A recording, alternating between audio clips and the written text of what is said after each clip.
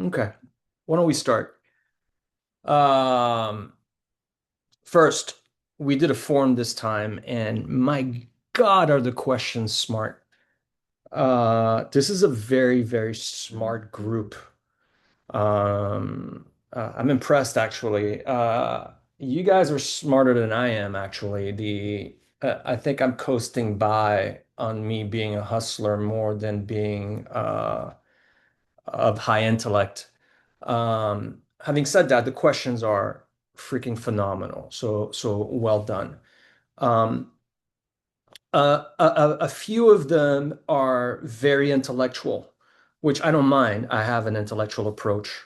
Um, but make sure that as much as you guys as a group are intellectual, that you become good practitioners as well, right? In terms of putting it into motion the theories and to practice and learning and iterating and keep executing and getting shit done. Um, that's a very powerful thing because sometimes most people, when they criticize our approach, they say that you're kind of too conceptual, but that's only because they see the concepts, but they don't see how we execute. I'm a fiend on execution. I'm not perfect, of course, but execution um, really matters. But before we start, a couple of topics I want to talk about.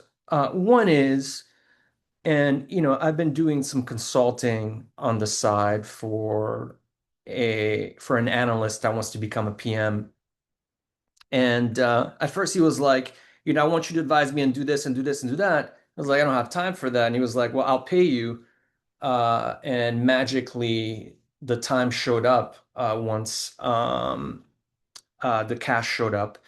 And I think of the pieces of content that I put out there, the one that you really need to study is the piece on leverage. And again, I don't mean by leverage in terms of the ability to borrow money, right? I mean by leverage in terms of what are the conditions that you can create in your environment or leverage that are these conditions are going to push you forward towards success, right?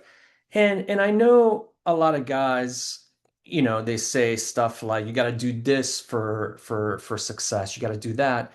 But none of them kind of tell you here are the key leverage conditions that you need to put into place that really push you forward. And you can go on my YouTube.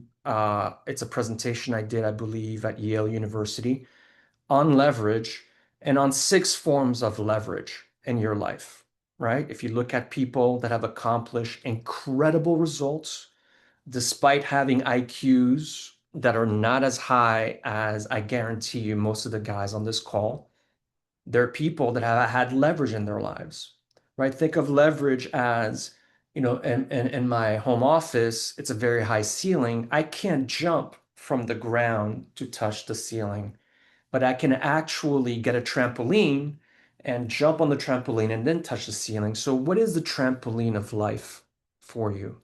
This changed the game for me when I learned it. And by the way, I learned it from my coach, who learned it from a book, which is the book on Naval Ravikant by Eric Jorgensen.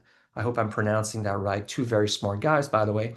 And Naval talks about these forms of leverage that are permission leverage or permissionless leverage. But anyways, it's where I got it, the framework. But more importantly, forget where I got it from. And by the way, I do really recommend anybody studying Naval. Okay, like I do think he's one of these uh, investors with a philosophical advantage that, like Peter Thiel, like George Soros, like Alex Karp, even, are people that use philosophy to make money. And it's very powerful. But, anyways, six forms of leverage. Naval calls it something else. And again, I am standing on the shoulders of giants here. So there's capital leverage, there's code leverage. Code is a way of doing things or software. So, for example, a value investing is a code, it's a way of doing things. A Zoom that I'm using to reach all of you guys is software. A code should lower your costs and extend your reach, right? The third form is community leverage, right? Like, for example, what I'm trying to create on my Twitter, on my YouTube, is a community of very, very smart people, right? And then fourth is content. Right now, I'm creating a piece of content that adds a lot of value, hopefully. But then that piece of content is adding value to my community, and I'm using code, which is Zoom, to share it with you and eventually to Twitter and to YouTube and so on. There's two other forms of leverage. One of them is conditional leverage. A condition is something economic in your environment that you're benefiting from, or regulatory. So, for example, people have definitely benefited that the last 30 years of interest rates have gone only mostly down, right? That was a huge tailwind. Just DCF, a string of cash flows at 8%, and then now DCF it at 4% and see how it changes the valuation of that, right? So what are the pieces of conditional leverage that you can position yourself in? The 30 years ago, if you chose financial stocks to go into versus tech stocks, I guarantee you had a different result. Okay. And I actually know people like that complain. It's like, why did I go into financials when I could have gone into tax and so on? And then the last piece is what we call contractual leverage or structural leverage.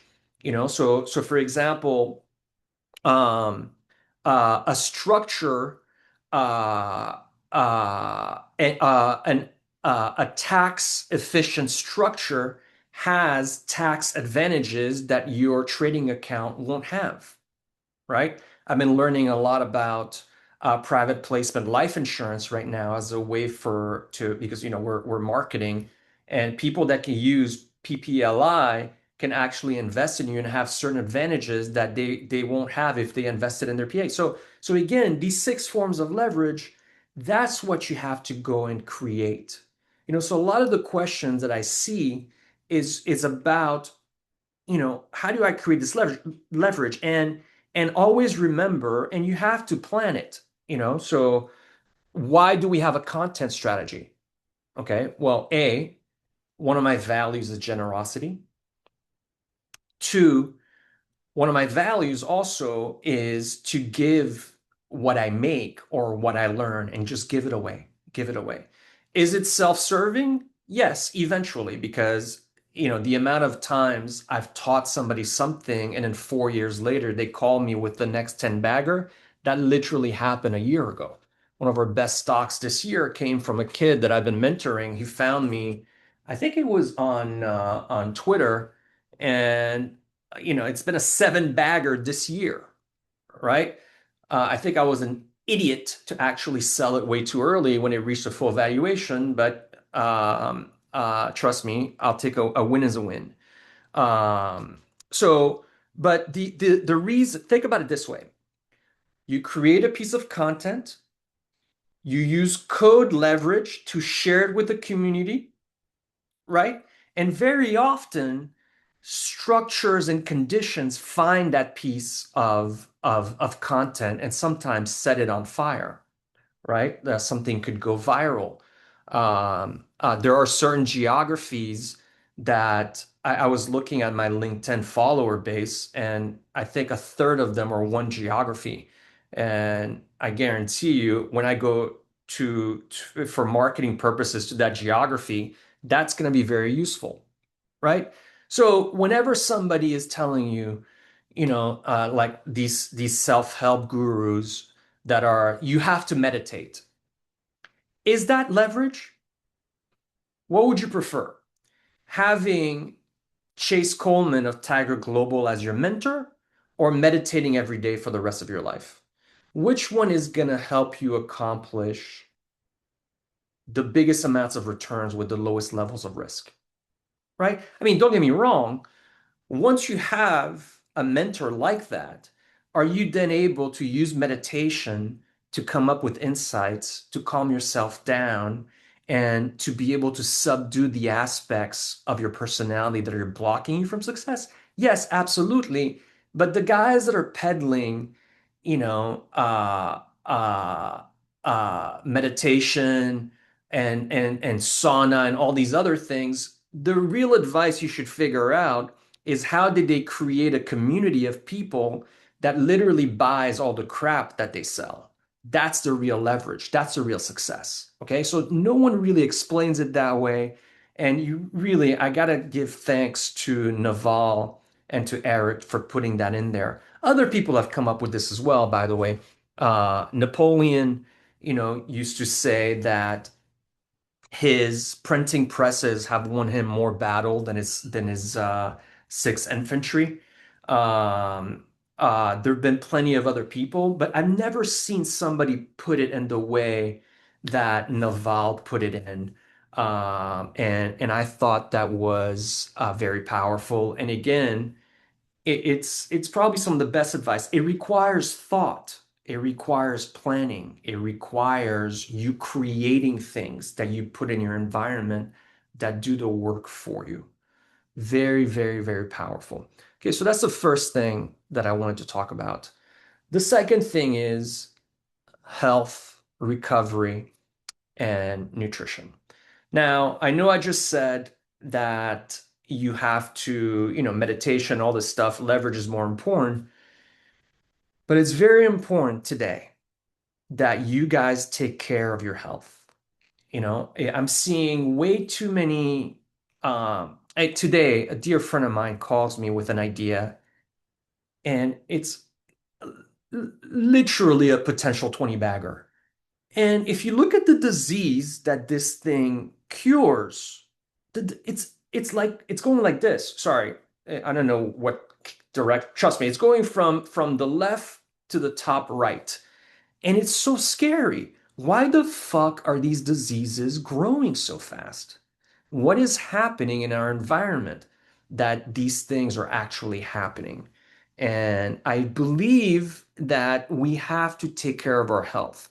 Put it to you this way, for the sake of compounding and alone, longevity has to be there because the numbers that you make in the latter years are so big that the longer you last, the better it is. So really handle your health. Know how to recover. Know how to measure blood quality. So for example, when you get a blood test, what is the level of your vitamin D? What are your level of growth hormone? What are your T cells? What are your white blood cells? What is your level of testosterone? There is no reason that you want to be young and unhealthy, okay? And there's even worse of a fucking reason that you're rich and unhealthy. So you're rich in cash, but you're poor in health. What the fuck is the point of that? It's insane. Okay. And I see friends of mine having cancer in their 40s. What the fuck? Okay. And like I see it's something that you guys have to take care of, study it, spend time on it, try things out. I've recommended massage before. I recommend you get a trainer if you can afford to. If you can't afford either, there's a bunch of YouTube videos on how to train. There's rumble rollers that you can buy for massage. If you can afford one, get a Theragun. Get the things that help you recover.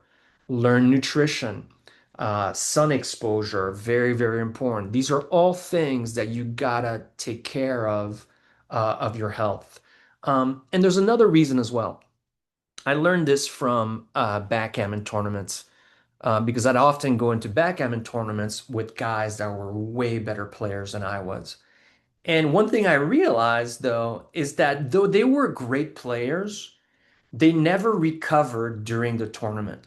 So they would go from match to match and play, So even if a player, let's say, was a 2100 player and I was much lower, because they were not recovering and they might be tired, they weren't running at 100% capacity. They might be running at 75. Well, 75 times 25, you get the point. They were running much lower than their ratings were.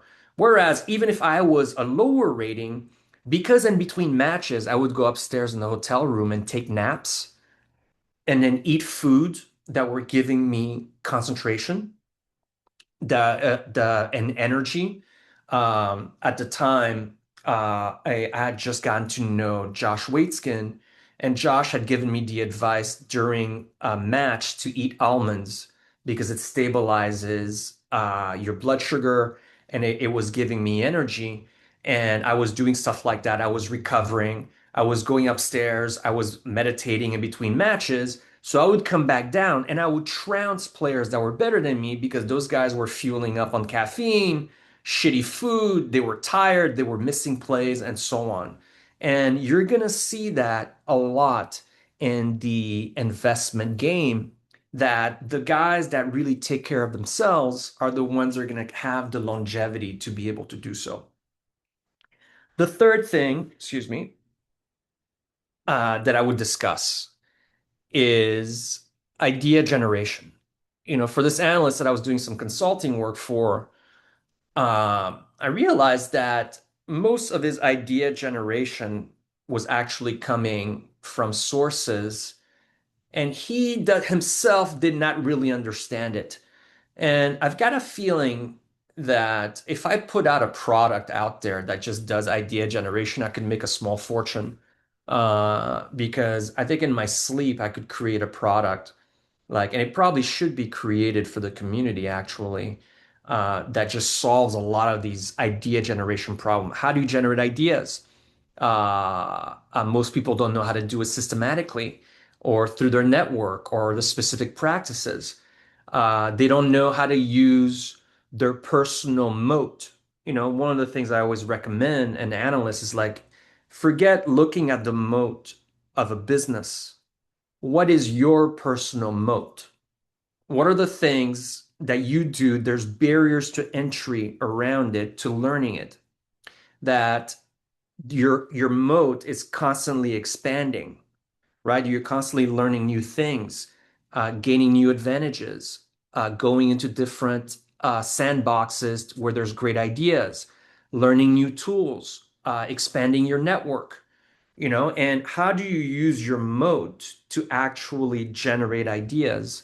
Um, and actually, let me show this. Mm. Hmm. Mhm, mhm, mhm.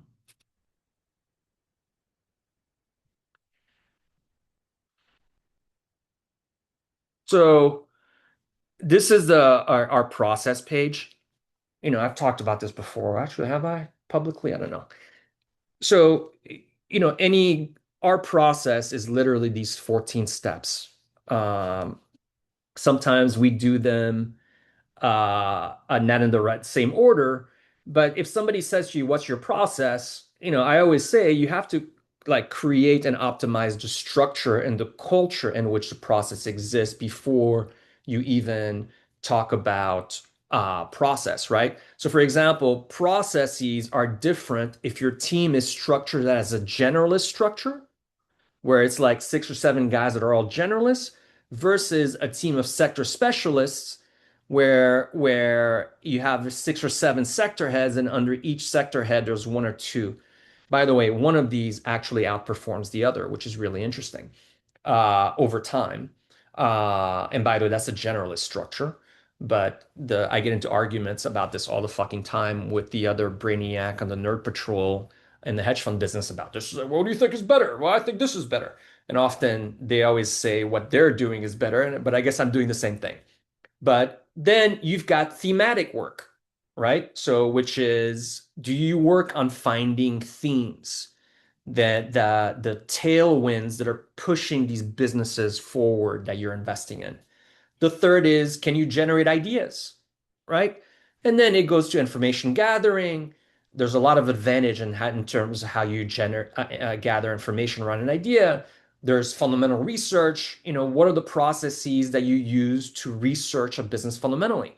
There's tracking work. We're big fans of tracking. So you're investing in a business. How do you track the business without using credit card data or all the other things? Because I'm not a big fan of credit card data for a bunch of reasons. A, it's expensive. B, believe me, the guys at Bally, Citadel, and all these guys are spending money that you can't even dream of to get an advantage in credit card data. So don't try to compete there. Okay, that's not that, if you've got 200 million to spend in credit card data per year, please, by all means, do so. I don't. And by the way, my Scottish ancestry and all my Jewish mentors won't allow me to spend $200 million on credit card data or any form of alt data. But can you find cheap ways of tracking an idea? If you get creative about it, you can do it. Field research, huge fan, do it. Behavioral work, very, very powerful to do behavioral work. It's what we're known for. We do think that we are very good at it. Our stuff is differentiated and we constantly try to get better at it. Timeline analysis. Anyways, I'll go on. Decision making, monitoring, portfolio management, risk management, and managing exits. Now, if you look at the components of these processes, okay, there's 14 of them. If you run a Pareto distribution through them, that means that out of 14, 20% of 14 is two, basically. Two of these things give you 80% of the results you're trying to get. And one of them, which we believe is the most important, is idea generation. I know guys that are some of the best idea generators I've ever seen, but they're some of the shittiest analysts I've ever seen, and yet they're printing cash. Okay? The second most important one is position sizing, which is a function of number 12, portfolio management, right? If you know how to generate ideas and you know how to size them, that's 80% of value in my book. Everything else goes in to almost support the other stuff. By the way, there are times when stocks and markets are dynamic. So one of these things may matter more than the other. But over time, can you generate great ideas? Can you size them accordingly? You'll be good. So those are the things that I wanted to talk about. Touch upon leverage, touch upon health, touch upon idea generation. And again, don't be afraid to ask questions. I'm going to start with the questions that I was sent before that. Let me just check to see I'm not speaking into the void here. Okay. Those are good questions.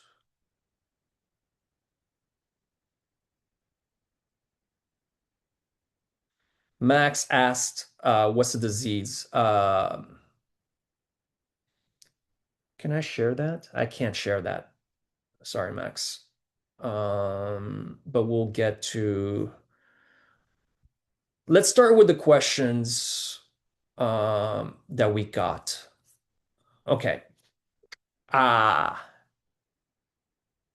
all right. First one. Um,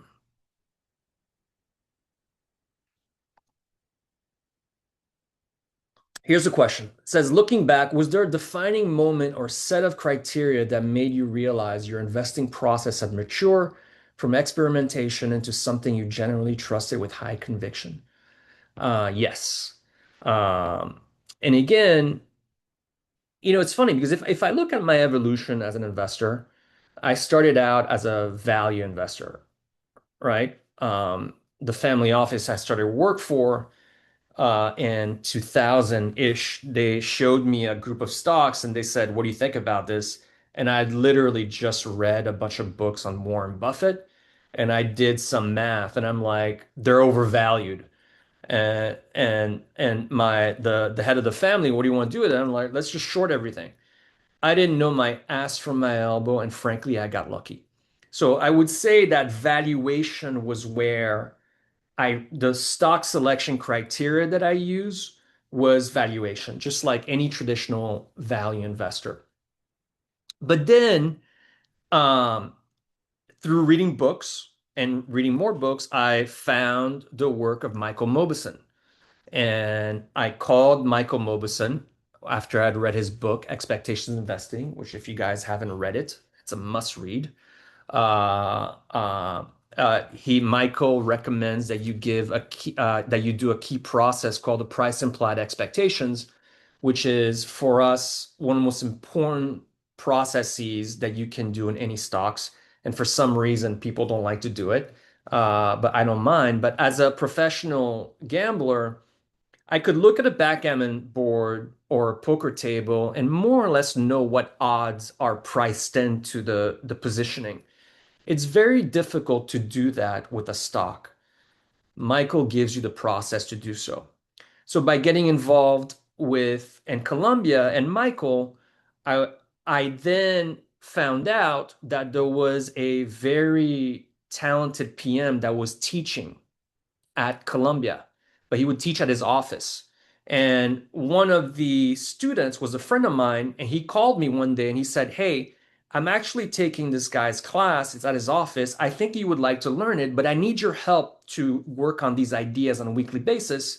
So class was once per week.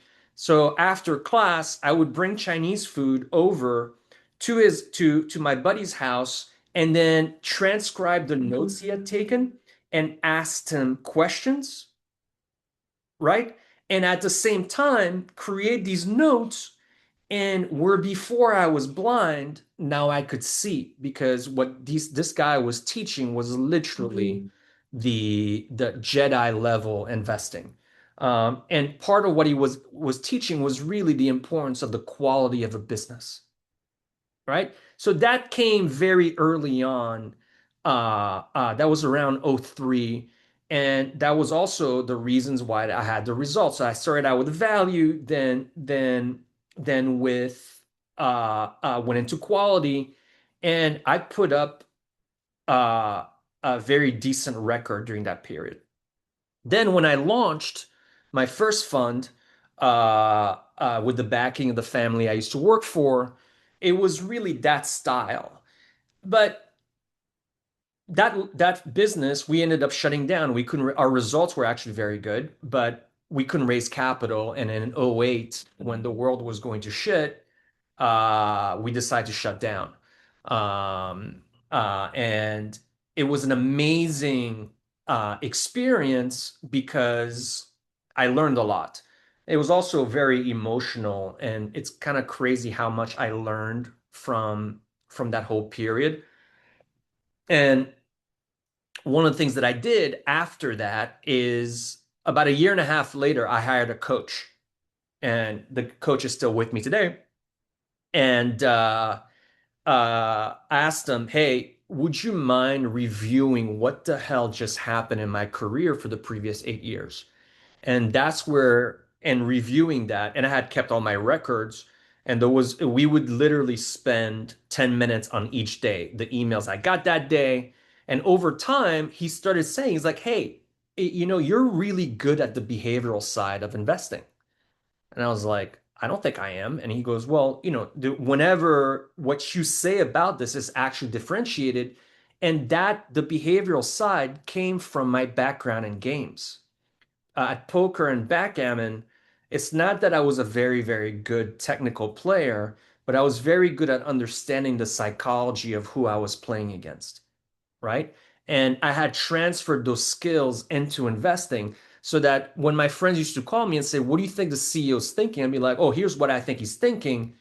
And I thought they were calling to chat about this, but my friends always come to me and ask me, like, what's going on psychologically, behaviorally, emotions, or institutionally around an idea. And my coach at the time said, "Hey, if you're really good at this, that's what you should look for in stocks, the behavioral side." And that's what led to my first set of criteria. It also led to founding Prime Micaiah. My first fund was called Peak Micaiah. Now Prime Mackay. By the way, Peak Mackay is a mountain in Haiti where I'm from. And the reason why I changed to Prime Mackay is Prime is a offensive and defensive structure in backgammon, which is a game that kind of made me as a person or as an investor. Okay, all this long story to lead you to 2023.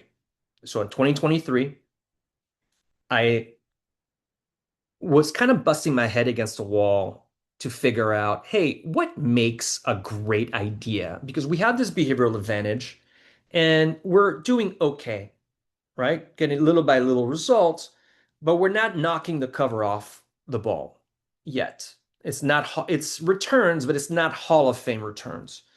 And I decided to do a study about this where I said, okay, the best ideas ever, what are the criteria that they actually have? And again, I created a um a piece of content around this. It's on YouTube. It's called Idea Ingredients. Okay. And let me share the slide with you guys.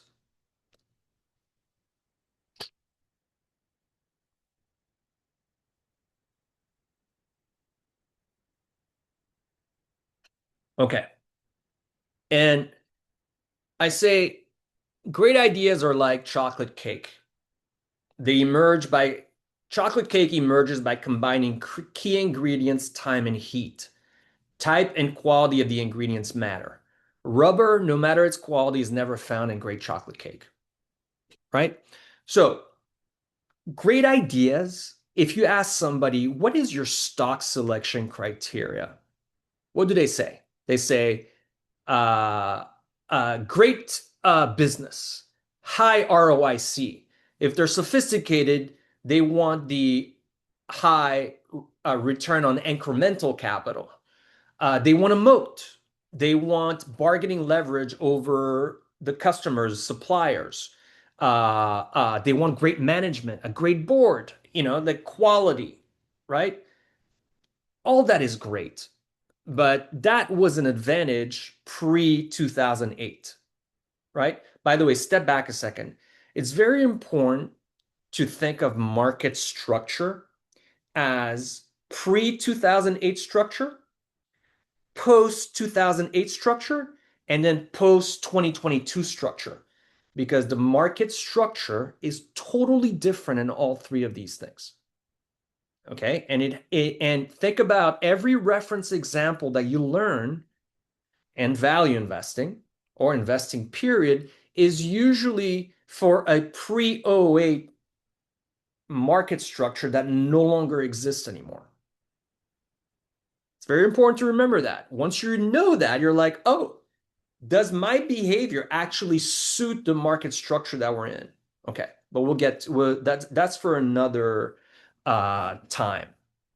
Okay, so what are the idea ingredients? And I think the key moment for us was in realizing in 2023 that these idea ingredients that I listed, that they are differentiated enough that if you look for ideas where some of these things display, you could actually have better result than others.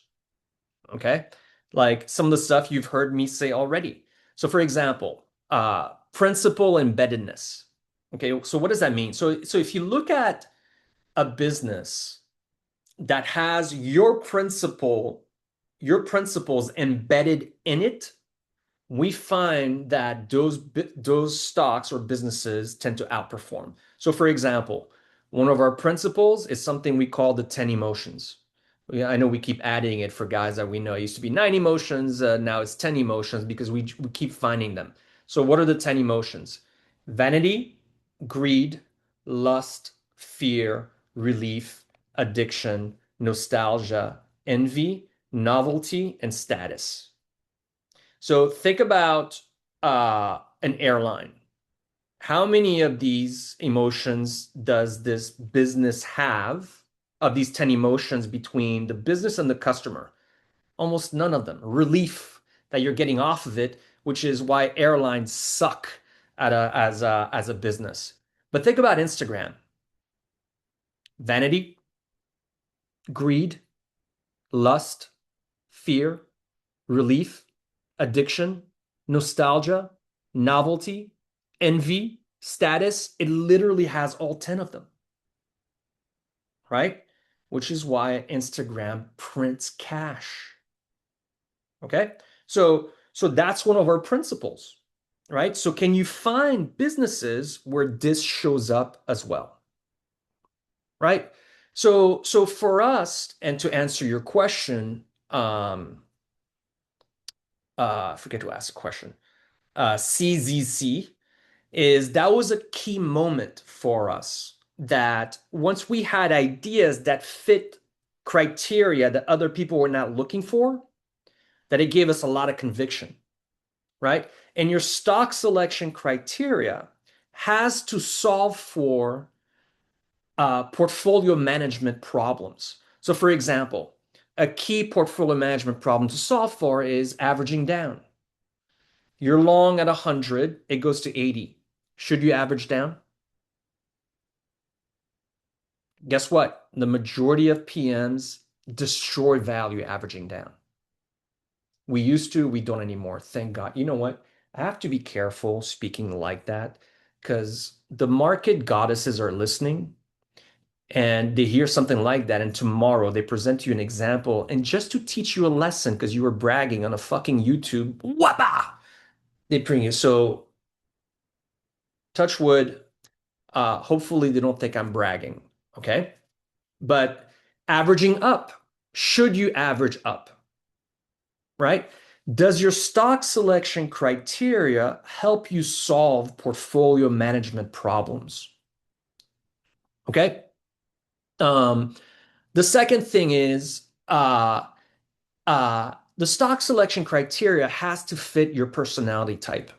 So if you look at these idea ingredients, um, uh, some of them for example, the second one, smart people around the hoop, right?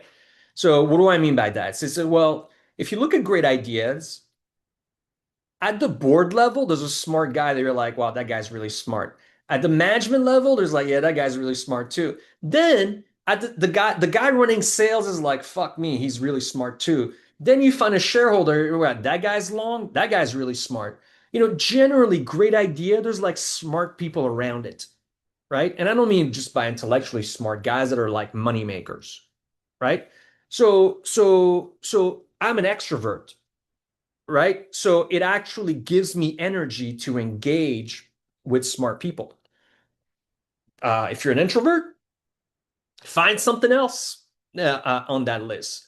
But I guarantee you, when you look at great ideas, you're going to see some of these things in there. Okay. So the stock selection. So really good question. But step back a second. Um, Tim Ferriss has a great question. He says, if you're trying to do anything, you should write the question, what would make me doing this well easy?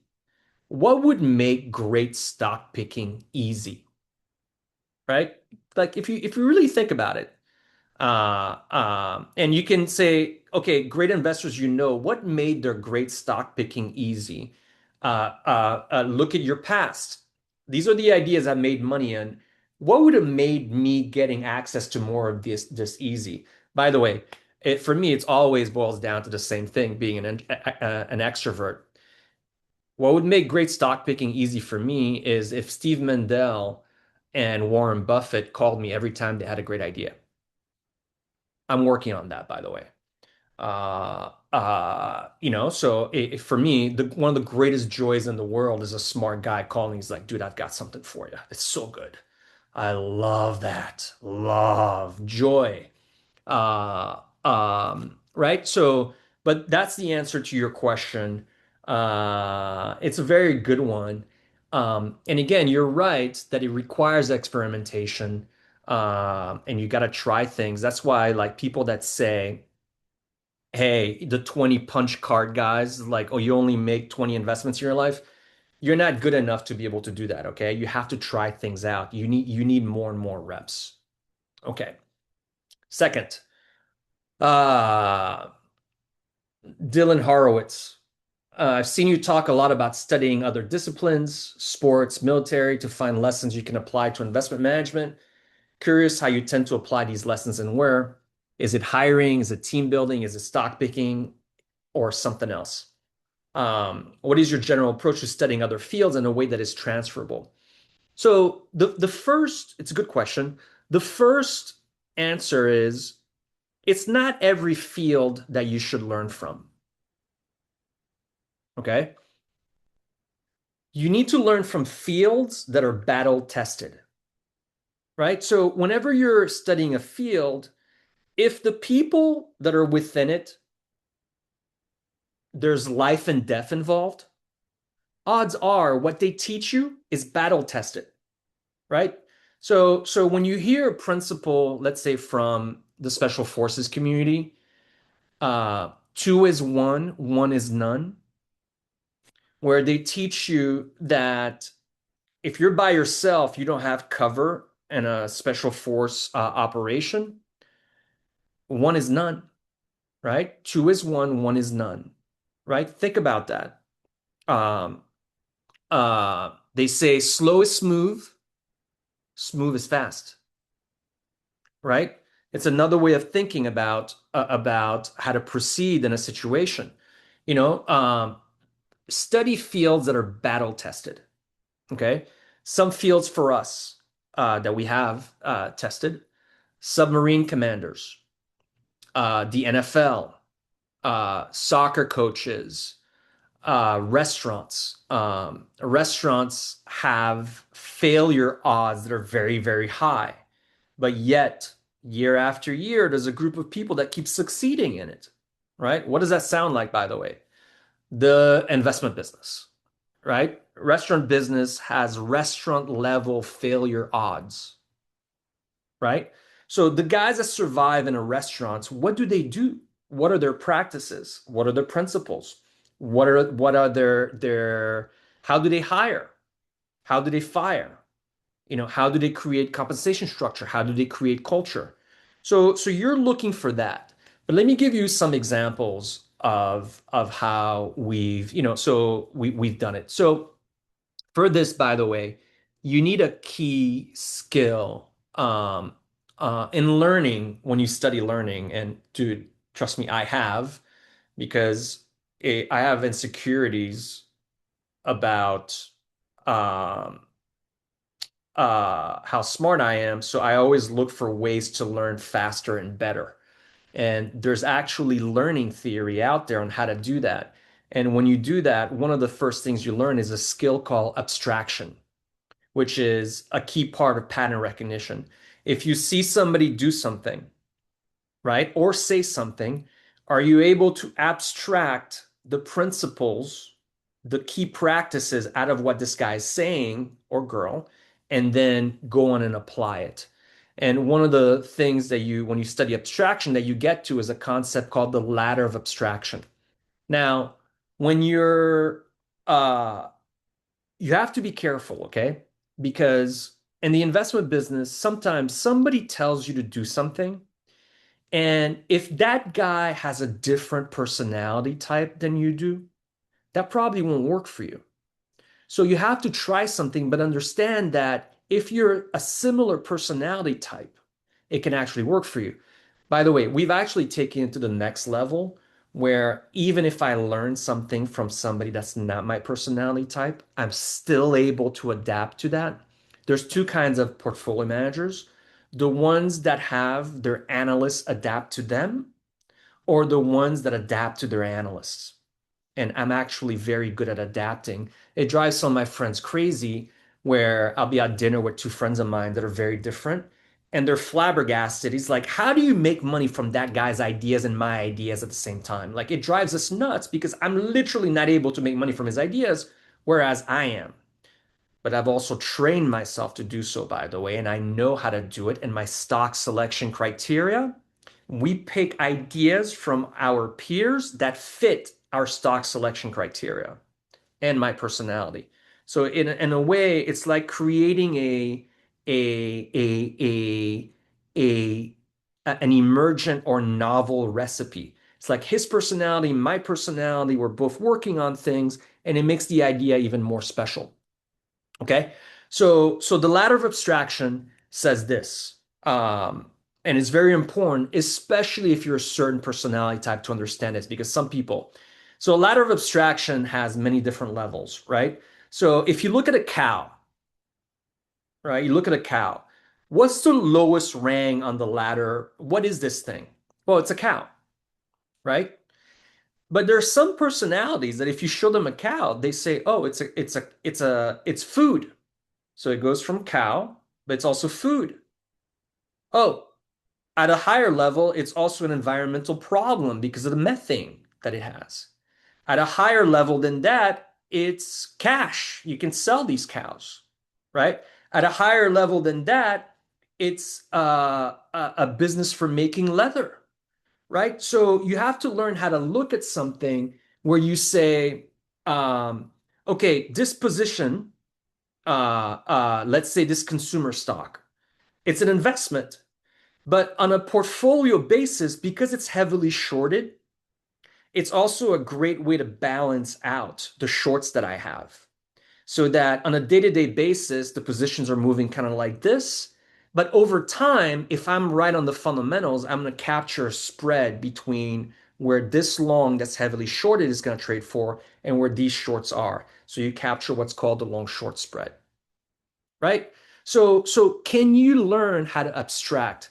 By the way, the guy that came up with ladder of abstraction is S.I. Hichikawa, who was a student of, was it Korzybski?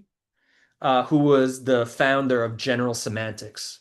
If ever you want to learn how to 3x your judgment, learn General Semantics. It'll fuck you up while you're learning it because you're going to start questioning everything. But when you come out of it, you'll be better off for it. Trust me. So many guys that are self-help gurus that have come up with stuff is like, wow, that's amazing. They all got their shit from General Semantics and they just never disclosed the source. Okay? So learn abstraction as a tool. That way, when you learn from the NFL and you take these analogies, you're like, okay, how do I apply that to investing? And then you're able to come up with a process to actually get shit done in investing. Okay? Okay. So what are some of the examples of stuff? How are we doing on time? I guess we're gonna run over today. Bear with me.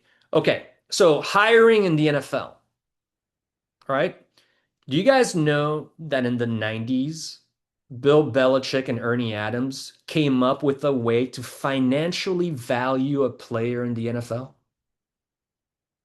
They literally came up with, oh, this guy's worth $1 million, but we're able to pay him only 200,000. What does that sound like? It's value investing. These guys applied value investing principles to picking talent. Now, where did it come from? I actually have never spoken to either Ernie or Bill about it, but where did Ernie Adams work for before he joined the Patriots? Well, guess what? He worked actually at an investment firm with one of the legends of our business, Paul Isaac, right? And I actually believe that when these guys studied salary caps and free agency, which is the regime change that happened in the NFL, they realized that they could create a team of players that were, though really good, financially were way below the salary cap. So then they had a lot of cash left to acquire really good players, right? So when we saw that, we're like, wait, how do you value an analyst? Right? And we actually came up with ways of figuring out, oh, he has these qualities. Here's what I think he's worth, right? And we're able to financially value an analyst. Okay, a second concept that we learned from the NFL is scouting. Guess who wrote the Bible of scouting in the NFL? Bill Belichick's dad. Have you read it? must read. Okay, because it's literally how to scout for players that you want to hire and find their strengths and weaknesses, and also how to scout opposite teams you're playing with against, excuse me, and look for their weaknesses, right? But also there's a concept in the NFL called self-scout, meaning are you able to have the maturity and awareness to understand your own weaknesses? Brady, by the way, Tom Brady was a very powerful self-scout. By the way, step back a second. One of the ways that we know that Belichick was using a way to value a player, even though he never disclosed it, is in the sixth round, when Brady was going to be selected as the legendary number 199, one of the things that Bill says is like, why is Brady on the board still? He's way too much value, meaning Bill had looked at Brady's tangibles and intangibles and said he's worth a lot more than what he could get him for, which I believe the first year Brady got paid $250,000, right? Second year it was a different number, but that's what they got him for. So it's not that Bill knew that Brady was going to be the shit. It's just that he knew that he was getting it for a cheap price and he had a lot of optionality because of that cheap price, right? So how do you apply that to investing, right? To hiring, to stock selection? If you have those analogies, you'll be able to do it. Okay, one thing that we learned and analysis and intelligence. Okay, study the way intelligence firms do analysis. How does the CIA do analysis? How does the DGSC, the French intelligence services, how does the Mossad do it? There's been plenty of guys that have left these outfits and unbelievably will write fucking books about it. Go read that. How does the MSS do it? You probably won't find any books written by MSS guys because they treat people that write books about the MSS very differently.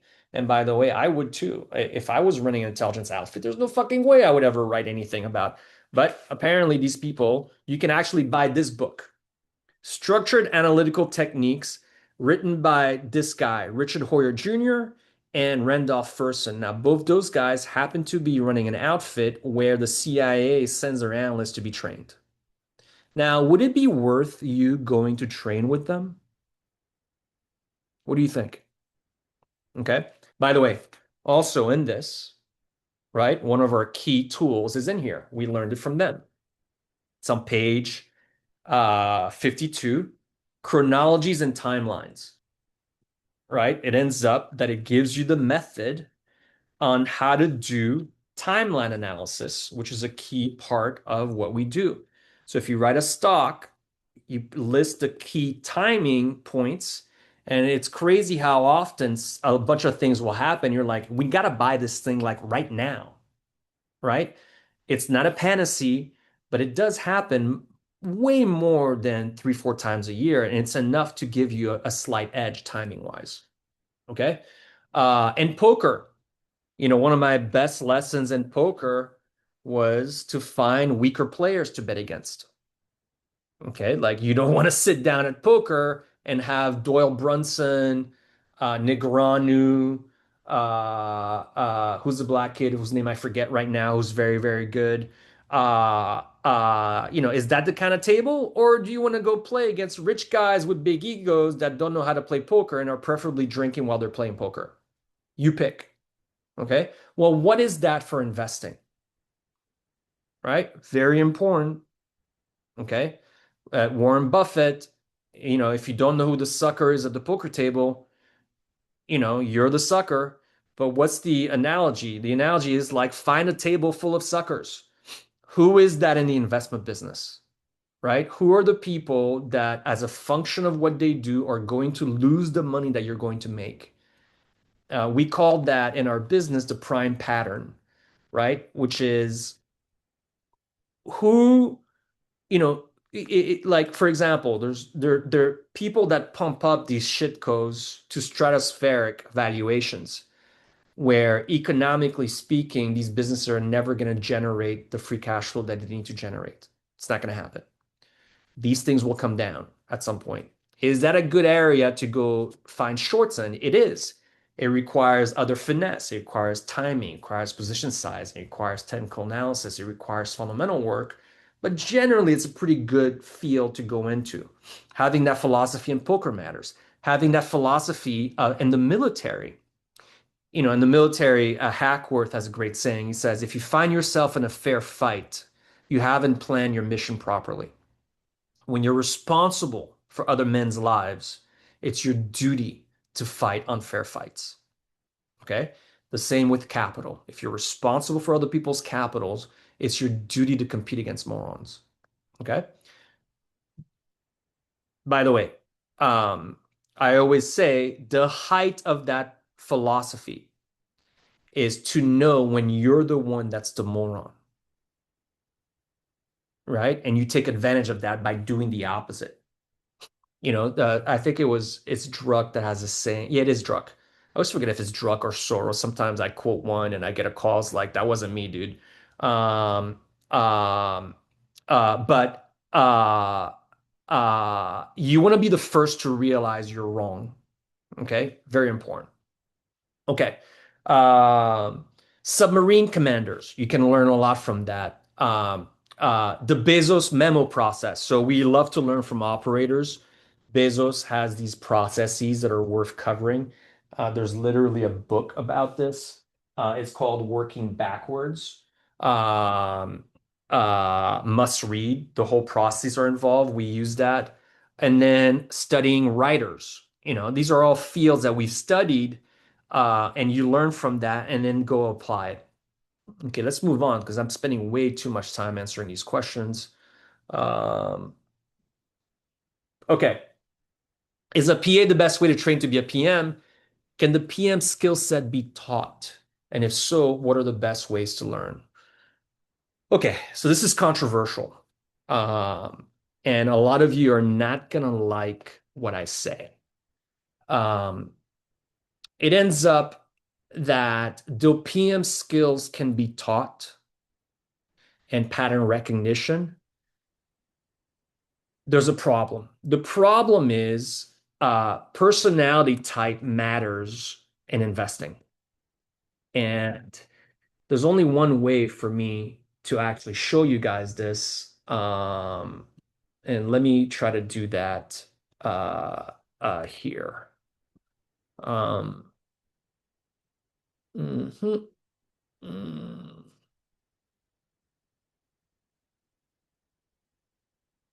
Yeah, we can use, I guess let's use Gemini. Okay, you guys can see this. All right. Google. Actually, let's use Grok. Okay. Um, Analyze Peter Thiel's personality type. Let's use Myers-Briggs.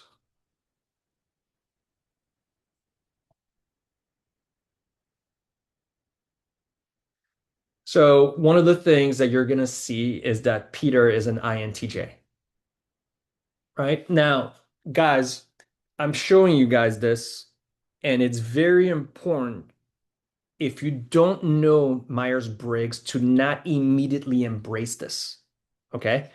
Because, for example, I'm not an INTJ, okay? And yet, if you keep doing this exercise, it keeps coming up. Watch this. Do Charlie Munger.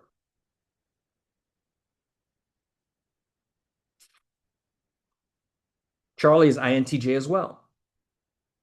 That's interesting. Do Bruce Kovner, who used to run Caxton, fucking legend.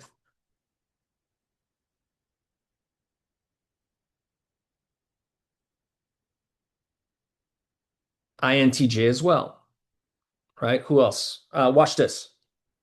Do Warren Buffett. Now, interestingly, Warren comes off as ISTJ. right? But I think in this case, the machine makes a mistake because one of the pieces of data that the machine is using to analyze Warren's personality. Sorry, here we go. Is the Berkshire Hathaway annual report, which includes a lot of data in it, right? So when it goes through the data, it assumes that Warren is a censor because he put that in there. I guarantee you Warren didn't put that in there. It was actually an accountant that put that in there. And in my opinion, Warren's is INTJ. By the way, I might be wrong, but why does this INTJ pattern keep showing up? Who else can we do here? Let's do Julian Robertson. Do Julian Robertson.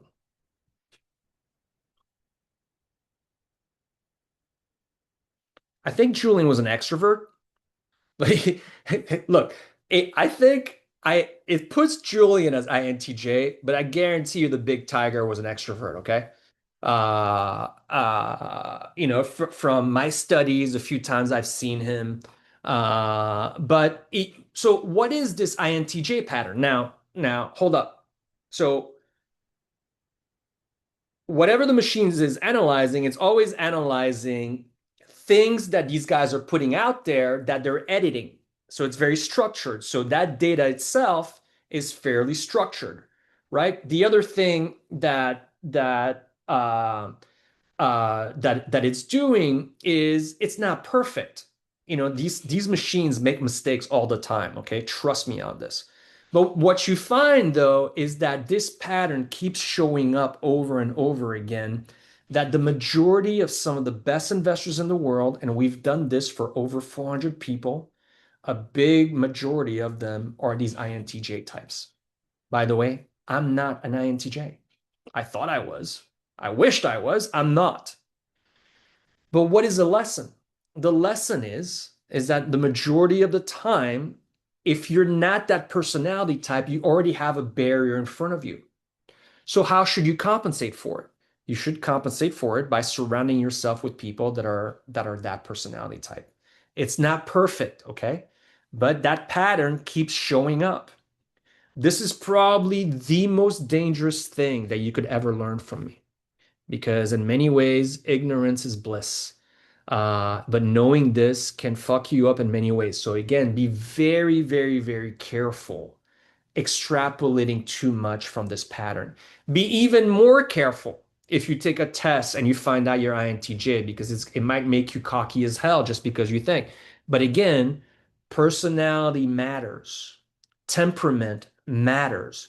Think of your personality and temperament as the channel through which your intellect goes through in the world. Okay? When a position's going against you and you're keeping your head or losing it, that's a function of your personality, right? Who you surround yourself with. If you're surrounded by a bunch of fools, something bad happens. Well, they're not going to be looking out for you.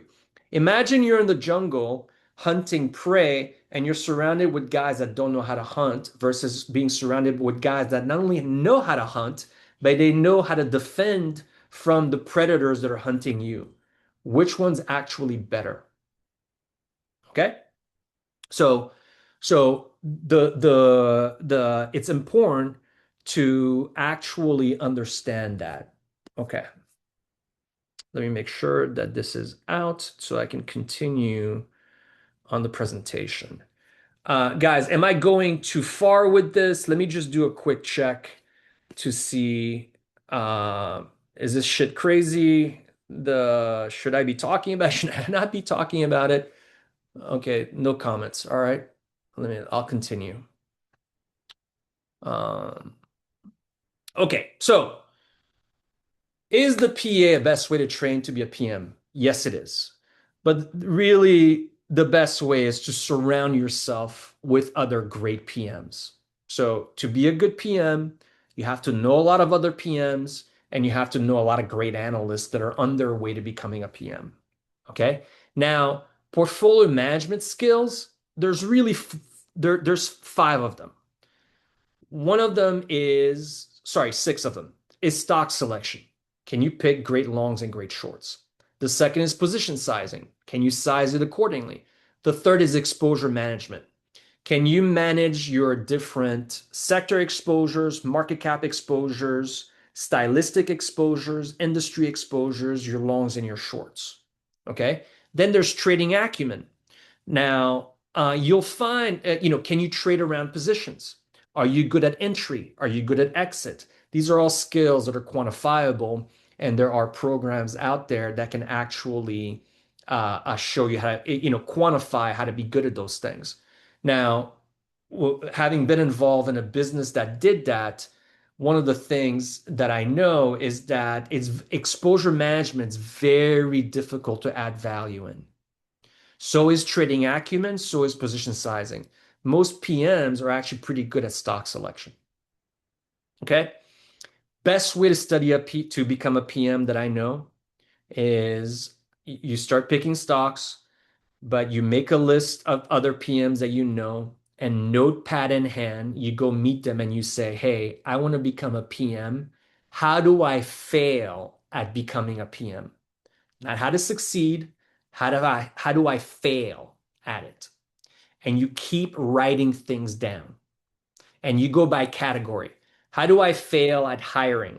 How do I fail at stock selection? How do I fail at position sizing? How do I fail at exposure management? How do I fail at trading acumen? Because you'll find that because of your personality, the ways that you succeed are going to be more or less idiosyncratic to you. But the way that you fail, there's a lot of fairly known patterns that you don't do, and you got to learn what those are before you start, right?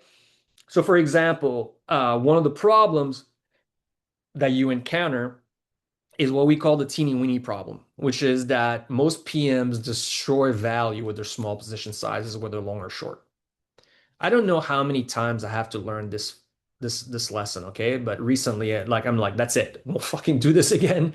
But when somebody shows you how much value the short value, it's like, wow, that was shocking. Okay, we're not going to do that again. And again, it shows that, I mean, so what are the other problems? Okay, averaging down, averaging up, cross-referencing ideas. These are all PM skills that you can ask somebody about. So how do you fail at doing that? Okay. The third is run a shadow portfolio. So let's say you're not allowed to have a PA. Can you still have a portfolio that just lives on Excel that you meticulously say, okay, I like this as a long, let me buy a position, and then you track those results over time? And then run it with different exposure levels. So on one tab, you run it like a Tiger Cub would. So running Jones model, 120 long, 80 short, 40 net, and then you manage the exposures and you notice how that thing is behaving on a day-to-day basis. Then you run the same ideas factor neutral. You run the same ideas beta neutral. Then you run the same ideas market neutral. And then you more or less see like, wait, why in this environment does the Jones model portfolio outperform? Why is the beta neutral portfolio outperforming? And you more or less learn in a low cost, a failure way. It won't be the same as feeling the lash on the back of you because you will learn when you lose money, but at least you're more or less getting like, oh, wait, even if I'm not allowed to have a PA, but I can more or less like kind of like, wait, why am I keep underperforming? And then you can run.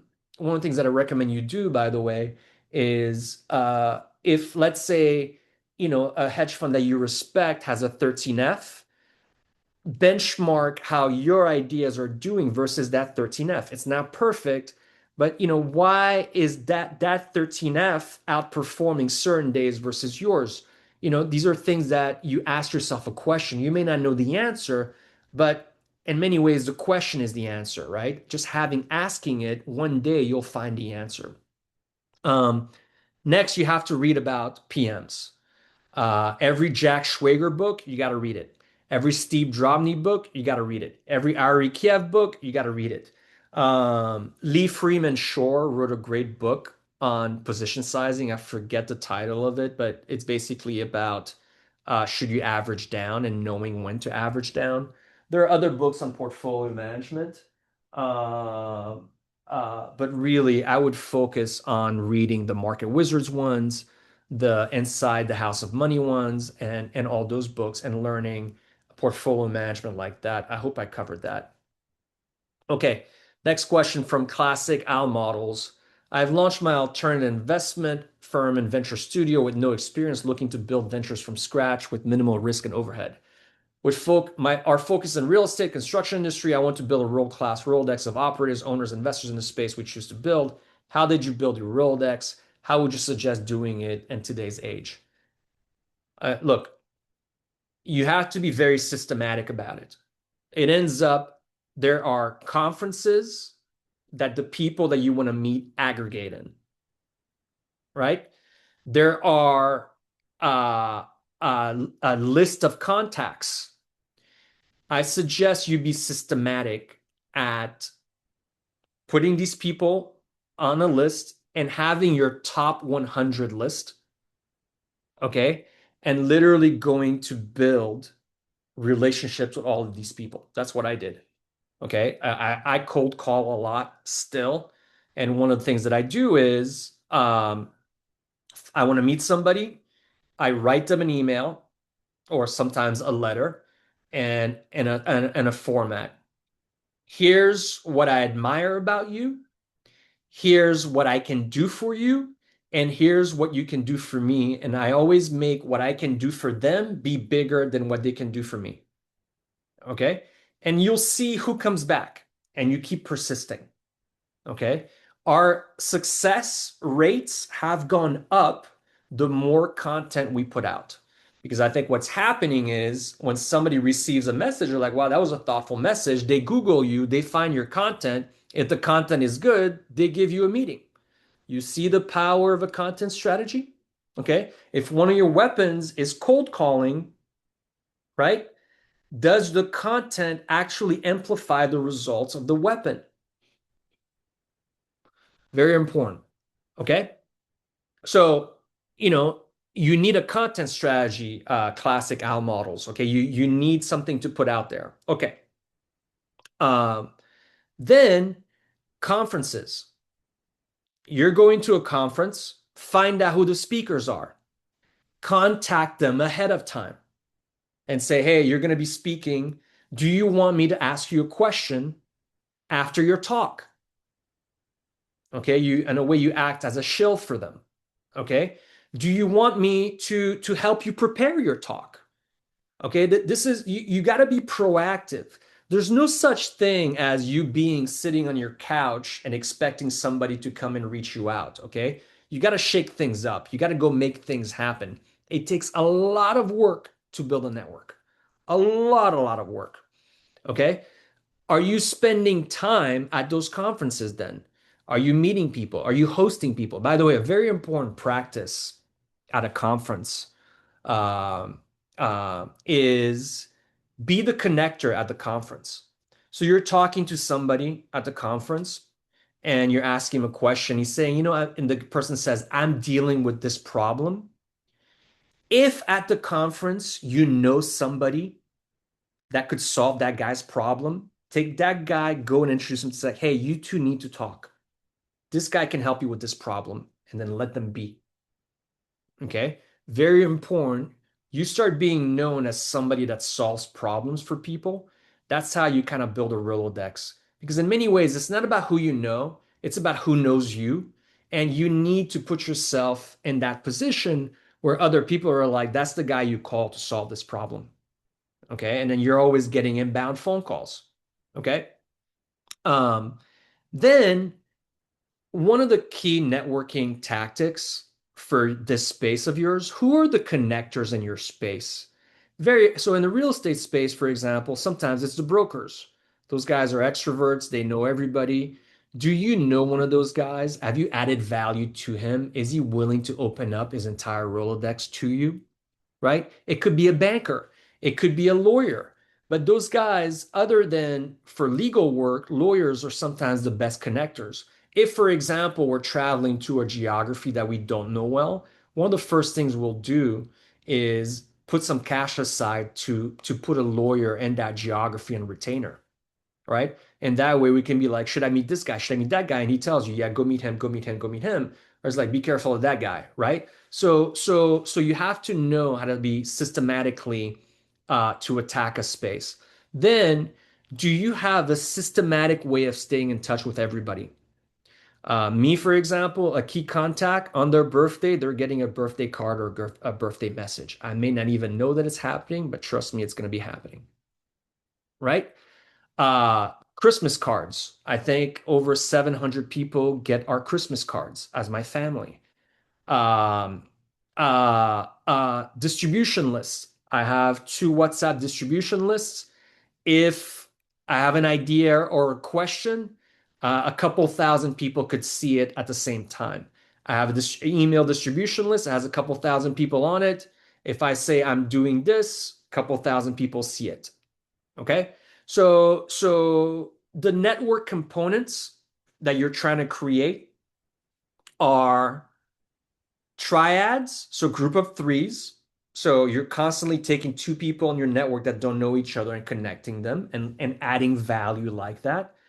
You want to give what you want to receive, right? So by doing that, it looks like they're taking off and having all this fun with you, but the probability of them calling you with a great idea actually goes up once you do that, right? And that's what you're trying to create, right? You're trying to create the inbound phone call, but the way that you do that is really by giving what you want to receive first. Okay. Then there's hubs. So a hub is like, for example, Milken, the Milken conference. That's a hub. Government people go there from all over the world. Billionaires go there from all over the world. Investors go there from all over the world. Intelligence people go there from all over the world. You hang out there, you're going to meet people. What is the hub for the real estate space? I actually don't know what it is, but I'd go find that hub, right? The other is I covered connectors already, and that's it. Okay, fine. The other mentality you got to have is you got to be a host. Okay, it's very important to have what I call host mentality. You see, in life, there are two kinds of people. They're the kind of people that are guests, where everywhere they go, they're the guests of somebody else. And there are people that are hosts. Okay. There's a famous billionaire CEO that's in my office space. And this guy walks into a room, even if you don't know who he is, you know that this guy is a host. And I have host mentality as well. So we'll be walking in the lobby, and I've never talked to him, but I'm with my buddy, and the CEO looks at me and he goes, "What's up?" And I'm like, "What's up?" And we both walk as if we're the host. And my buddy goes to me, "Did you just WhatsApp this guy?" Like, because my buddy knows who he is. But again, are you the kind of person that if somebody walks into your reality, you're the host? You're the one taking care of that person. I just had there's an amazing podcast with David Senra and Strauss Zelnick. And in the podcast, Zelnick says, my interaction with anybody is if this person comes into my life, my mentality is how can I be of service to this person? Right? He has a host mentality. If somebody walks into my reality, I'm the papa, I'm the mama, I'm the protector, I'm the provider. They're in my reality, right? I have a host mentality. That means that you host lunches, you host dinners, and you become the place that everybody else has to come and gather to do deals. You go to Berkshire Hathaway, there are asset management firms that have their annual meetings at Berkshire Hathaway. Like, so wait, you're a money manager that has your annual meeting at another money manager's conference. That's the power of the ecosystem that Uncle Warren has created, right?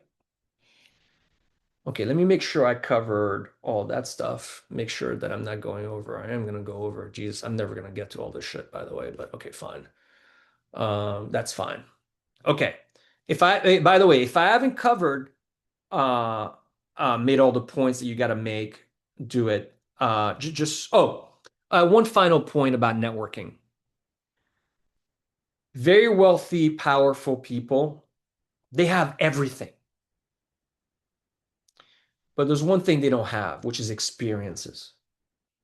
And when you're trying to create relationships with them, can you create experiences for them where they meet smart people, it's thoughtful, and where they don't have to do anything? It's for people. Whenever we're in a marketing meeting, these guys are always shocked that I'm the one paying the bills when somebody literally has 10,000 times the wealth that I do. Do you think I'm ever going to let a wealthy person pay for lunch or dinner? There's no fucking way. They're always shocked because everybody else wants them to be paying for dinner. But no, it would be a very dumb move if you let the other person pay. Okay, so you need to have that mentality. All right, what has been your best trade position in terms of absolute returns, and what has been worst, most painful, and any lesson from each? A lot of lessons from worst trades and best trades, but because of compliance and our own internal rules, I cannot talk about publicly stuff that we've been involved in or stuff that we're looking at. Unlike every other content person that talks about their trades or what they're involved in, we don't do that for a lot of obvious and non-obvious reasons. We talk about process, we try to make you better, we talk about self-development. You can get ideas from other people, but I can talk about some of the lessons without talking specifics. Having too big a position size. Okay, it's crazy how concentrated guys are running at right now. Um, at valuations, by the way, that make no sense. Or with business fundamentals that don't uh, uh, that should not engender the kind of the kind of position sizes that people are running at. So being too big is usually mistake number one that we've made. Second is not really understanding the risks in an idea. Have you made a list of the type of risks that you have? So, for example, do you know what key man risk is? Okay. Who is the key man in the business that you're investing in? What if something were to happen to him? How about competition risks? Okay. Who are the competitors? And is there a risk to the moat? Is the moat being breached? How about customer concentration risks? Right? There's a business that just went down literally 70% last week. If you looked at for that reason, they lost a customer that was a very, very large part of their revenue and their profits. By the way, customer concentration shorts are some of the best shorts out there. Uh, um, Earnings print. Okay, you're long, you have a big position. The print is about to happen. Okay, it's a risk. Your stock could be down 30, 40%. Okay. Are you comfortable taking those risks? Uh, okay. These are very important types of risks to actually understand. And when you're risk managing, a lot of times our mistakes came from not understanding one of these risks. But there are other types of risk. One of them is, there's mistakes of commission, meaning you did something and you fucked up. But there's mistakes of omission where you didn't do that thing. Okay, you have to kind of understand that. By the way, most hedge fund compensation structures actually don't reward successes of omission or failures of commission, and you kind of have to think about how to do that. Um, Averaging down or averaging up. For years, we messed up averaging down. For years until we really learned how to do it. Can you, do you know how to average down? Do you know how to average up? Right? These are very important lessons that you can have. I mean, look, there are others. Um, Being too involved with management. One of the biggest mistakes that we've seen other people make is because they're very close with management and they've done well with management over time where they've made money. Sorry, I don't know which way the camera's picking me up. Actually, let me look. Well, it's on lag. Uh, as they make money, they get close with management. Management a bit has a halo effect around them, and then the fundamentals turn, right? And when it turns, they go to management and they say, "Well, we think the fundamentals are turning. What should we do?" And the management, look, step back. No father ever thinks his daughter's unattractive, okay? No mother thinks their son is unattractive. Okay, so no CEO ever is going to shit talk his own company, right? But because you're close to the CEO, you listen to him and you average down and the fundamentals gap down. And now you're facing a massive mark-to-market loss, if not an absolute dollar loss. So sometimes being close to management, by the way, one of our requirements is actually for us, part of our process is we're not required to meet with management. It's not that I'm prone to it. On the contrary, if I have access, I'm able to do it.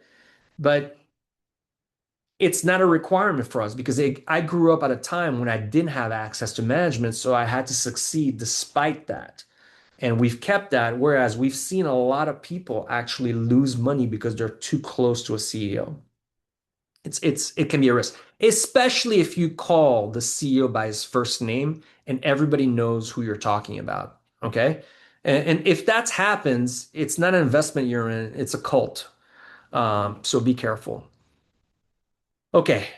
Uh, Shikar says he's read Seven Sense. He's already read Systems Thinking. Any recommendations on books connecting systems thinking and networks? And also standalone books on networks. There's really only one Shikar, and it's a Complexity by Mitch Waldrop, which is a book on the Santa Fe Institute. And it's a powerhouse book. It's the book that Bill Gurley recommends that you read. And it talks about increasing returns. It talks about complexity. It's a very thoughtful mental model. And by the way, complexity and systems thinking are a bit the East Coast and West Coast of one thing, which is systems thinking. Then I suggest you study chaos theory. Um, uh, uh, uh, Chaos theory only has one rule, and the rule says that systems are highly sensitive to initial conditions. There's a corollary to that, by the way.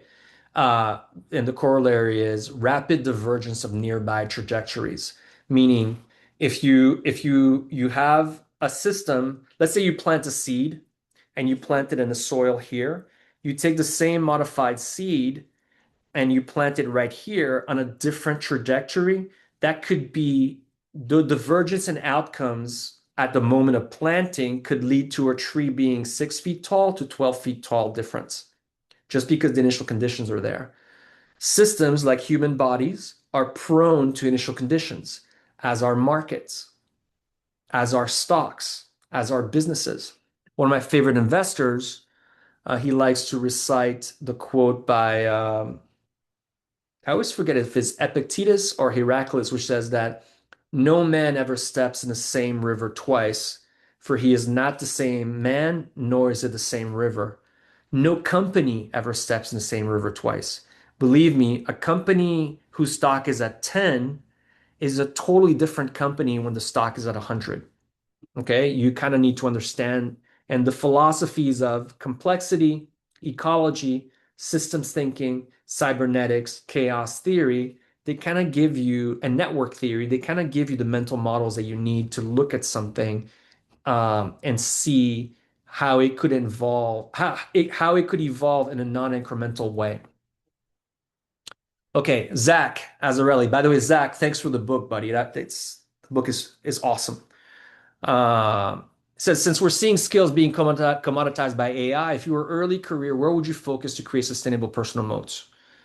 Very powerful question. One is your network. It ends up, guys, that private information is about to become very valuable.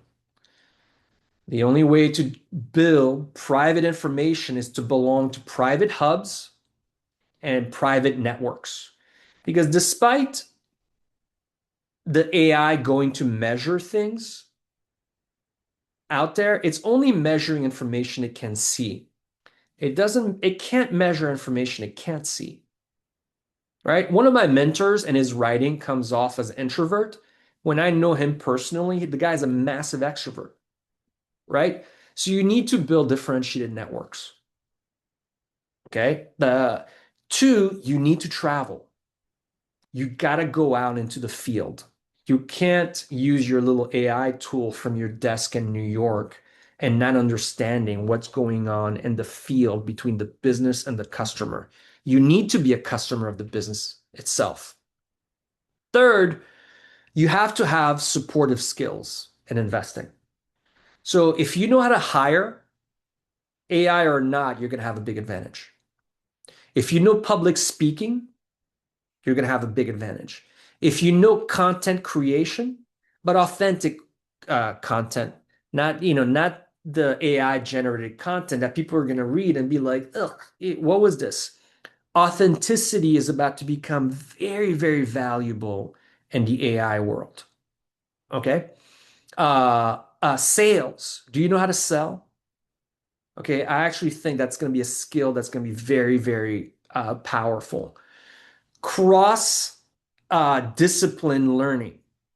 Can you learn from the military and apply it to investing? Because most of the data sets are going to be single data sets in AI, right?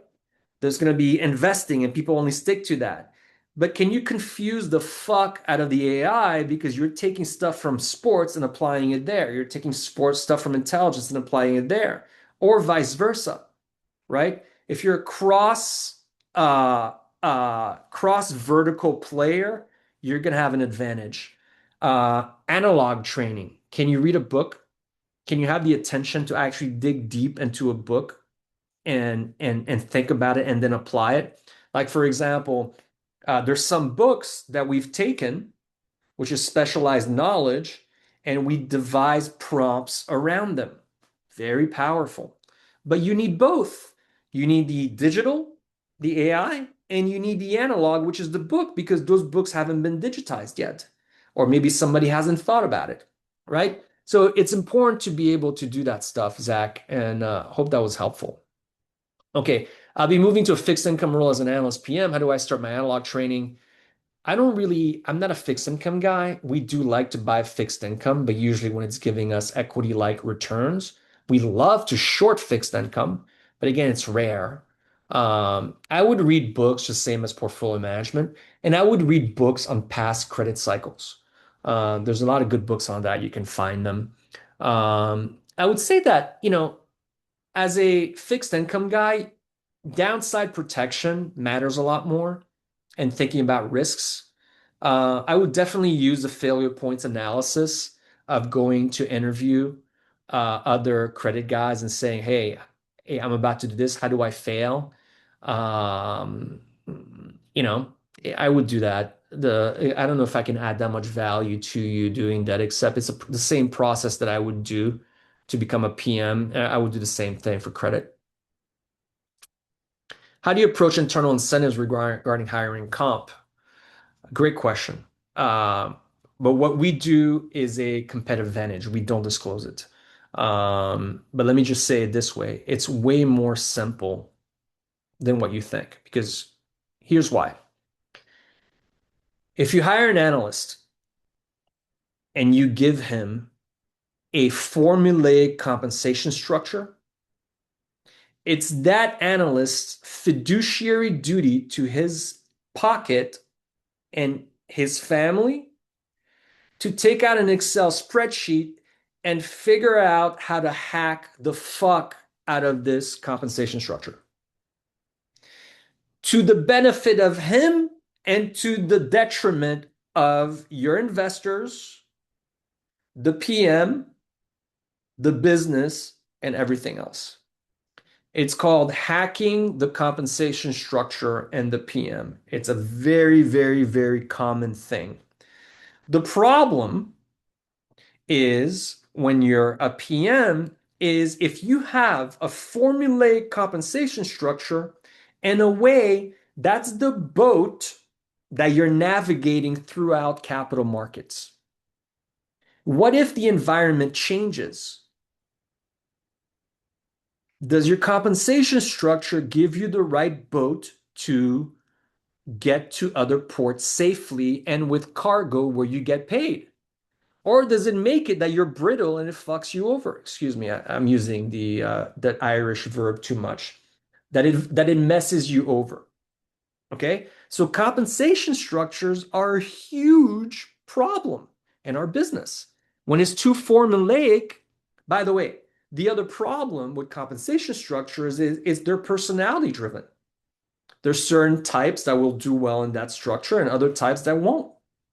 What if you selected a structure that you think is helping you accomplish a goal, but it actually amplifies the negative aspects of the personality of the guy that you're hiring?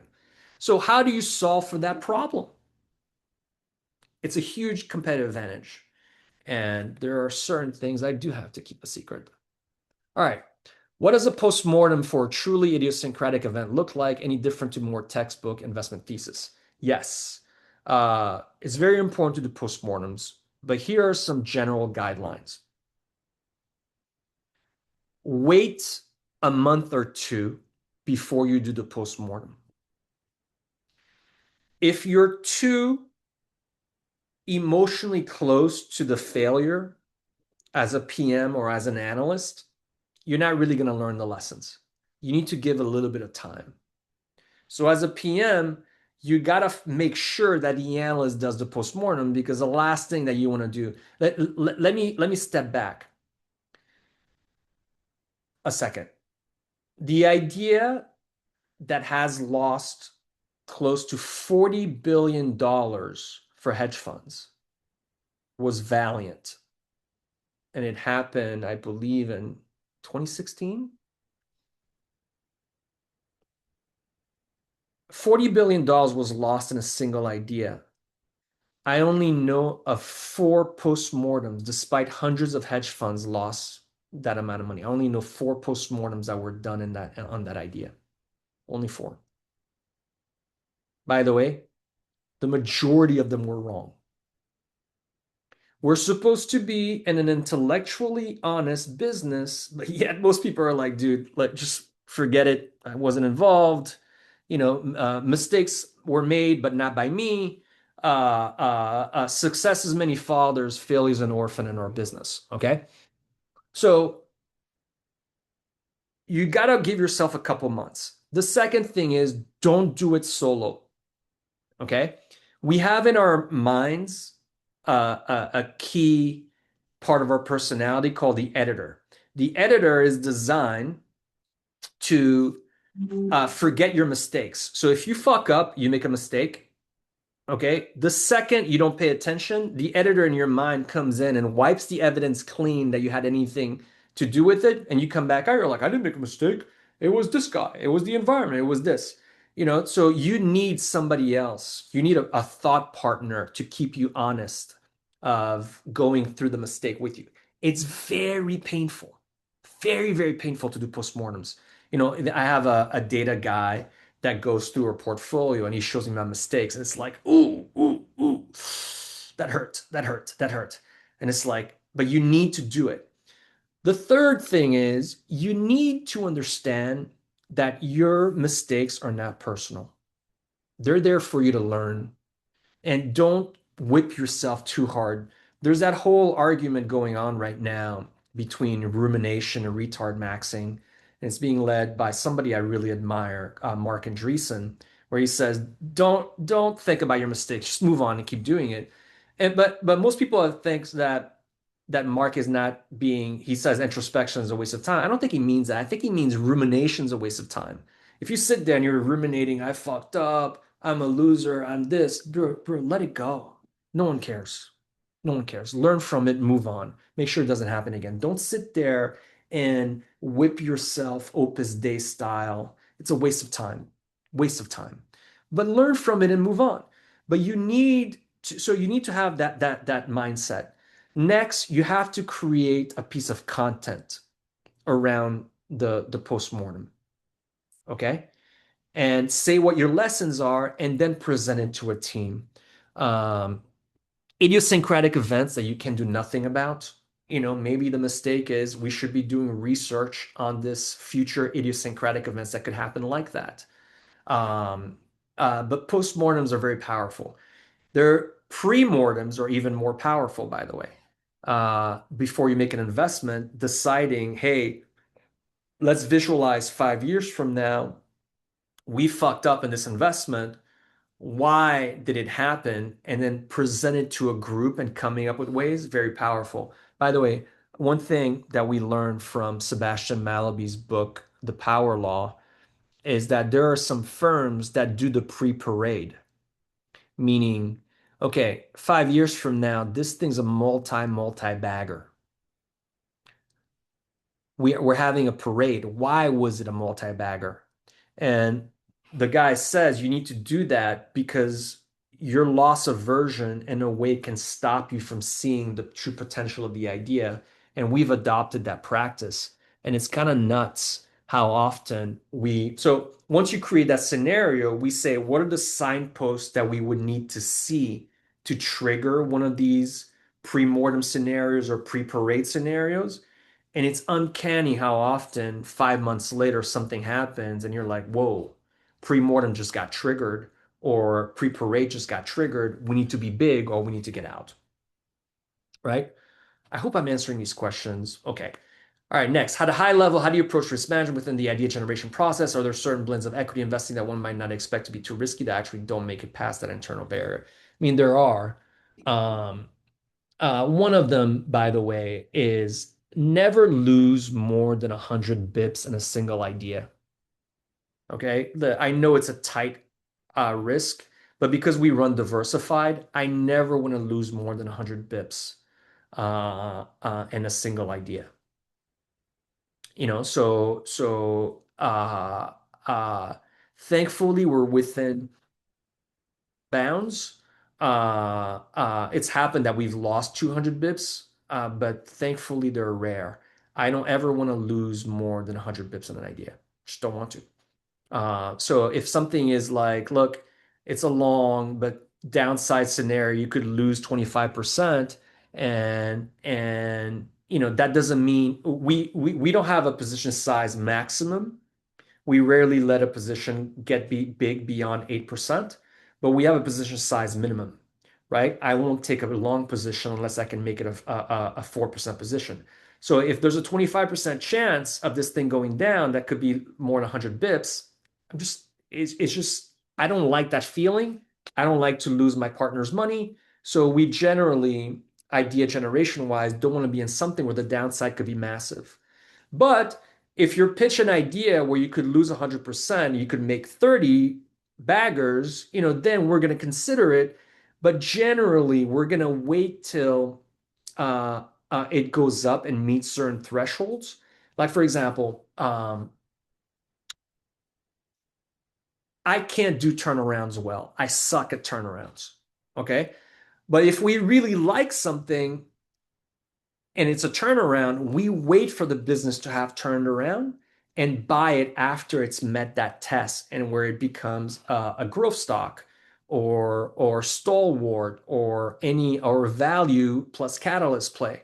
But I don't like doing turnarounds because intellectually I'm attracted to them. But as one of my favorite investors says, most turnarounds don't. And I'm like 0 for 0 on turnarounds. My partner's like, this thing's a fucking turnaround. We're not doing it. And literally, he'll hound me until I get out of the position because turnarounds suck. So idea generation wise, something's a turnaround. and we really like the CEO, we wait for him to meet certain performance thresholds and get involved afterwards. By the way, never be afraid of buying a stock after it's moved up 30, 40%. A lot of value guys have value-itis where they can't buy something after it's gone up 30, 40%. Don't be that guy. It's not about where the stock has been, it's about where it's going. How do you approach ramping on an entirely new sector, generalists entering biotech? Uh, our rule with biotech, by the way, is first we find the smart people in the space.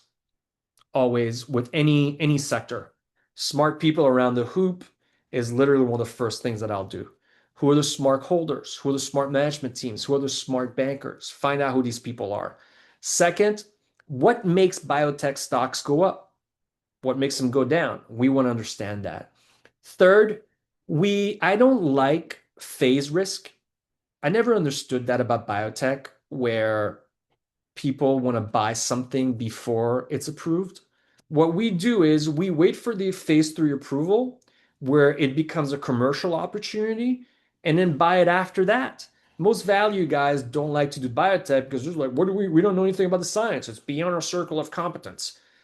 Well, you know what's within your circle of competence? When the product no longer has regulatory risk or phase risk and it becomes a commercial opportunity, and then you can figure out, does it fit? Are there customers for it? How many customers for it? What's the TAM? What percentage of the TAM are you going to have? At what EBITDA margin? Take whatever's left, put a multiple on it. Okay, this thing could be a multi-bagger.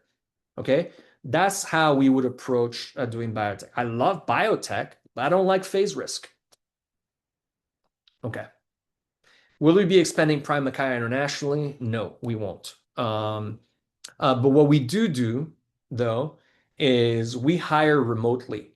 One of the ways that you can have an advantage is if, let's say, you like French stocks, hire an analyst in France, run them from New York, right? You like stocks that are in a particular sector or geography. So, for example, we're doing a lot of work right now in these offshore havens. So we're looking for people in Bermuda. We're looking for people in Cayman Islands. We're looking for people there. So the problem with expansion with an investment firm is it becomes a managerial nightmare to have to manage all these different people. And we actually don't believe that investment teams can scale well beyond 6 to 8 analysts. And the reason why isn't um, it's as much qualitative as it is also temporal, meaning as a PM, you need to spend at least 1 hour per week with each analyst heads up. You can't really do that beyond 8 and do it very well. I would say 6, where 1 hour per day you're with each analyst and the analyst prepares for that meeting. And this, by the way, this is minus the hundreds of messages that are being sent and all that stuff. But it's your whenever you grow beyond the one pizza team or the two pizza Bezos team, it becomes a managerial nightmare. And not only that, the political problems go up, the agency problems go up, and then you have this power law distribution. If you have 12 analysts, two of those analysts any one year are making you 80% of the profits. So what are the other 10 guys doing? Right? And it becomes, I actually do think that most hedge funds crumble because of complexity rather than AUM. So you have to be very careful expanding too fast. I actually don't believe that AUM is a barrier, but I think managing complexity is actually a barrier. I mean, right now, um, step back a second. One of the mistakes that value investors have made in the last 25 years, and I learned this from a very, very smart guy called Rishi. I hope he doesn't mind that I out him. He's actually an operator and works inside of a business, but loves stock picking on the side. And in my opinion, he's brilliant. Um, And he said that one of the mistakes value investors have made in the last 25 years is not realizing that the big could actually get much, much bigger. Today, you can buy $1 billion of $100 billion business that might go up 5x, right? Yet value guys keep persisting and playing small to mid caps. They're illiquidous bulls. Why are they doing that? So, oh, because we think there's a competitive advantage doing that. No, you don't. Not in this market structure. This market structure is super, super punishing of smaller businesses. For a business to be smaller, to really breach through, has to overcome so many barriers to scale that the odds are they won't be able to do that. And it's an issue. So size of AUM currently we don't believe is a barrier. We'll see. By the way, we also don't run a large amount of money yet. We're working on that, but when we will, we don't believe that it will be. But ask me when that happens. What sort of characteristics do you look for in LPs or partners? One is my business partner is the founder, and his family are the founders of a large insurance company. We love operators as business partners. And these guys are so sharp business wise. If I say I'm taking a look at this, they can look at something and be like, okay, here's what I would take a look at. They tend to be LP, they're an LP that adds value with knowledge, contacts, and ideas in our investing. So a 2 hour conversation with them can save me weeks, if not months of work. We love LPs like that. There's definitely institutional LPs like that. A bunch of the endowments, for example, that add a lot of value and they bring all their hedge funds together and you get to meet people. We love that. We want LPs. Step back a second. The essence of a investment partnership is that it's a partnership, right? You want great partners. We don't have clients, we have partners, right? So not only do we want to be a great partner, but we want great partners as well. Most people are like, well, the strategic value they add is they bring capital. I mean, that's great, but we're way greedier than that. We want to add value to partners that also the partners add value to the partnership. When I bring my partners together, they're always like, wow, like these are great people, right? The other day, I introduced my main partner to another one of our partners, and they were going back and forth. And I'm sitting there taking notes. I'm like, I'm the one, I don't know why they're partners with me. I know why I'm partners with them, but these are great partners to have. And we love that. And it's definitely going to be something that we pursue. By the way, we're not the only ones. Julian Robertson used to always pick partners that were in business that added value to him. If he says, I'm looking at the sector, they're like, call that guy, do this, do that. Have you thought about this? You need competitive advantages in our business that are structural, and structural at the partnership level is very valuable. All right. How did you and your co-founder meet? I kind of told that story. I was doing a learning project on macro investing, and I was asking this broker, who's the best macro thinker you know? And he said Ryan Burke. And Ryan and I started talking, and then I met his family, and it was like, wow, that's how we met. What's the most useful mistake you've made to date in markets? So many. What about in poker? Any specific exact read-throughs? I've talked about this. How would you deal with a situation when working as a junior? Okay, sorry. This is a good question. This is anonymous. How would you deal with a situation where you're working as a junior sub-PM analyst, but directly reporting for an extremely talented PM, a moneymaker with a great track record? Do feel like you have a lot to learn from him, but at the same time, this involved dealing with an extremely difficult personality, or to put it simply, dealing with someone who's kind of an asshole and not someone you would want to have a beer with or imagine working with for 5 or 10 years. Look, this is a business with some very tough personalities. Uh, John Lennon at the IRSON conference, there's a video of him saying that if you don't think there's a lot of douchebags in our business, maybe you need to look at take a look at the mirror. And he's right. There's a lot of tough personalities in our business. I get it. I'm a huge fan. And by the way, watch that panel. Eduardo Marquez, David Rosen, Andrew Bellis, John Lennon, and interviewed by another legend, Mitch Golden, who's one of the best talent pickers I've ever seen. Um, they made some really good points in that panel, and pitched some pretty good ideas to boot. Um, but you know, you have to learn how to manage tough personalities in our business. Okay. It's inescapable. But in a way, the way you do it is by understanding them. Do you know how much pressure a PM is under? He has to oversee individual ideas, a team of prima donna analysts, okay, that usually are intellectually arrogant and think they deserve way more capital than they ever get, right? Then he has to manage a team of operational people.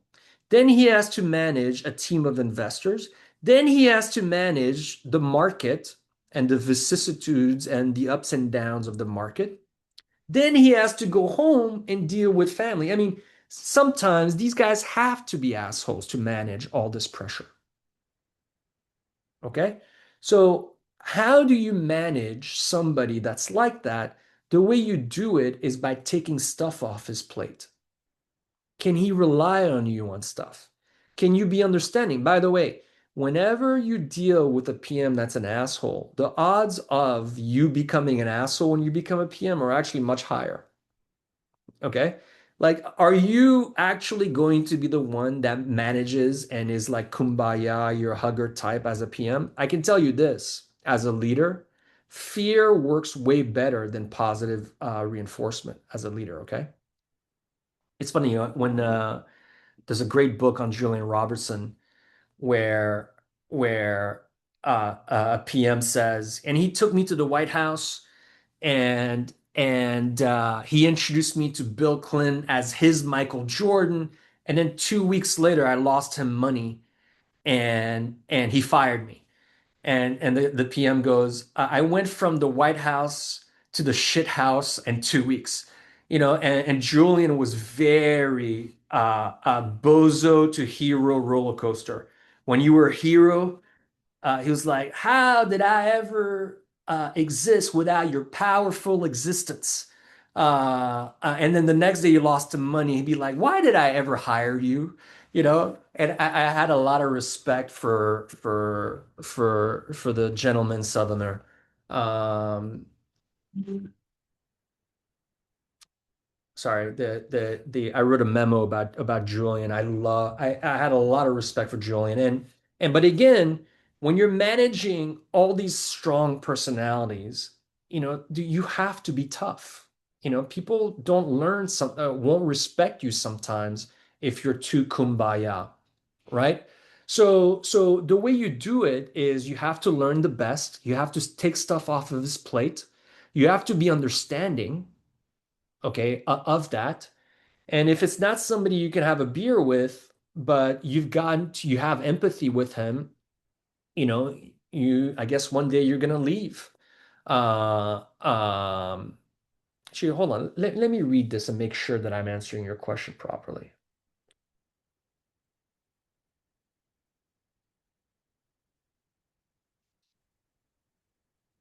I mean, look, Um, is he compensating you more or less fairly?